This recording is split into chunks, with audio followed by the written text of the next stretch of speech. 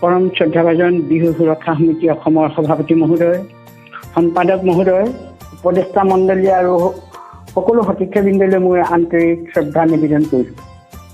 বিহু সুৰক্ষা সমিতি অসমৰ সাংস্কৃতিক সংগ্ৰামৰ যি ধাৰা কেৱল বিহু লোকসংস্কৃতি পৰিৱেশ কলাৰ মাজতে আবদ্ধ নকৰি কৃষি কৰ্মৰ সৃষ্টি কৰি সুৰক্ষাৰ বাবেও প্ৰচেষ্টা চলাই আহিছে। অনেক কাৰ্যসূচী গ্ৰহণ কৰি আহিছে। উৎপাদনী ক্ষেত্ৰতো অসমৰ লোকসংস্কৃতি সুৰক্ষা কৰিবলৈ হ'লে কৃষিৰ দ্বাৰা কৃষককো সুৰক্ষা কৰাৰ কথা ভাবিব লাগিব। কৃষিৰ কাৰণে অসমৰ অৰ্থনীতিৰ ওপৰত নিৰ্ভৰ কৰে আৰু তেতিয়াহে লোকসংস্কৃতিৰ সুৰক্ষা হ'ব বুলি মই অনুভৱ কৰিছোঁ। বিহু সুৰক্ষা সমিতিয়ে কৃষি উৎপাদন কাৰ্য প্ৰগতিৰ বাবে বিহু সংস্কৃতি পৰম্পৰাগত ৰীতি নীতি পালন কৰি আহিছে আৰু ভৱিষ্যতলৈ কৰি থাকিবলৈ চেষ্টা চলাই আছে। কৃষিজীৱী মানুহৰ বিশেষকৈ বিহু সংস্কৃতিৰ লগত সাঙুৰ আছে খেতি, বৃক্ষৰোপণ, জীৱ জন্তু পোহপাল কৰা, মুগা পালন কৰা, মাছ পালন কৰা ইত্যাদি বহু কাৰ্য। এই সকলোবোৰ সংগ্ৰামেৰে সমাজৰ পৰা হেৰাই যাব ধৰিছে, বৰ্তমান সময়ত হেৰাই যাব ধৰিছে। আৰু বিহু সুৰক্ষা সমিতি অসমে সকলো কাৰ্যৰ মাজেদি বিহু সংস্কৃতি সুৰক্ষিত কৰিবলৈ, ঐতিহ্য আৰু পৰম্পৰা ৰক্ষা কৰিবলৈ বহু চেষ্টা কৰি আহিছে আৰু কেইবাটাও বিভাগ ইতিমধ্যে গঠন কৰি আহিছে। সাংস্কৃতিক বিভাগ, প্ৰচাৰ বিভাগ, সাংস্কৃতিক বিভাগ আৰু বিদ্যায়তনিক পৰিষদ, মহিলা মঞ্চ, উৎপাদনী বিভাগো এই বিহু সুৰক্ষা সমিতিয়ে গঠন কৰি লৈছে। এই বিভাগবোৰত সুদক্ষ ব্যক্তিয়ে অহৰহ বিহু সুৰক্ষা সমিতিক আগবঢ়াই নিবলৈ প্ৰচেষ্টা অব্যাহত ৰাখিছে। বিহু সুৰক্ষা সমিতিয়ে অসমে বহু চেষ্টাৰ ফলত উচ্চ মাধ্যমিক বিদ্যালয়ত পাঠ্যক্ৰমত বিহু বিষয়টো ঐচ্ছিক বিষয় হিচাপে অন্তৰ্ভুক্ত কৰাইছে। গঠন কৰা বিদ্যায়তনিক পৰিষদে সমগ্ৰ অসমতে বিহু সুৰক্ষা সমিতি, জিলা সমিতিৰ তত্বাৱধানত কৃষ্টি অধ্যয়ন আৰু গৱেষণা কেন্দ্ৰ স্থাপন কৰি পাঠদানৰ ব্যৱস্থাও কৰিছে।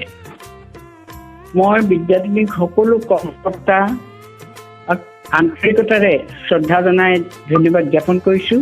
আৰু অধ্যয়ন আৰু গৱেষণা কেন্দ্ৰত এই কৃষ্টি সংস্কৃতি, সা সঁজুলি আৰু লোকবাদ্যসমূহ সংৰক্ষণ কৰিব পাৰিলে নৱপ্ৰজন্মক আমি পৰিচিত কৰি দিবলৈ আৰু সামগ্ৰিকভাৱে সঁজুলিসমূহক ব্যৱসায়িক জ্ঞান দিবলৈ সুবিধা হ'ব বুলি মই অনুভৱ কৰিছোঁ। বিদ্যায়তনিক বিভাগৰ দ্বাৰা যি ফেচবুক পেজ এটা উন্মোচন কৰা হৈছে, সেই ক্ষেত্ৰত মই বিহু সুৰক্ষা সমিতি প্ৰচাৰ আৰু প্ৰসাৰৰ দ্বাৰা বহু আগবাঢ়ি যাব বুলি মই আন্তৰিক কৃতজ্ঞতা আৰু ধন্যবাদ সমিতি পৰিষদৰ সকলো সদস্যলৈ আগবঢ়ালোঁ। সাংস্কৃতিবান প্ৰতিজন ব্যক্তিয়ে, প্ৰতিজন কৰ্মকৰ্তাই সততা আৰু নিষ্ঠাৰে এই পেজত বহুমূলীয়া পৰম্পৰাগত তথ্য যোগান ধৰি সফল ৰূপায়ণ কৰিব বুলি আশা ৰাখিছোঁ।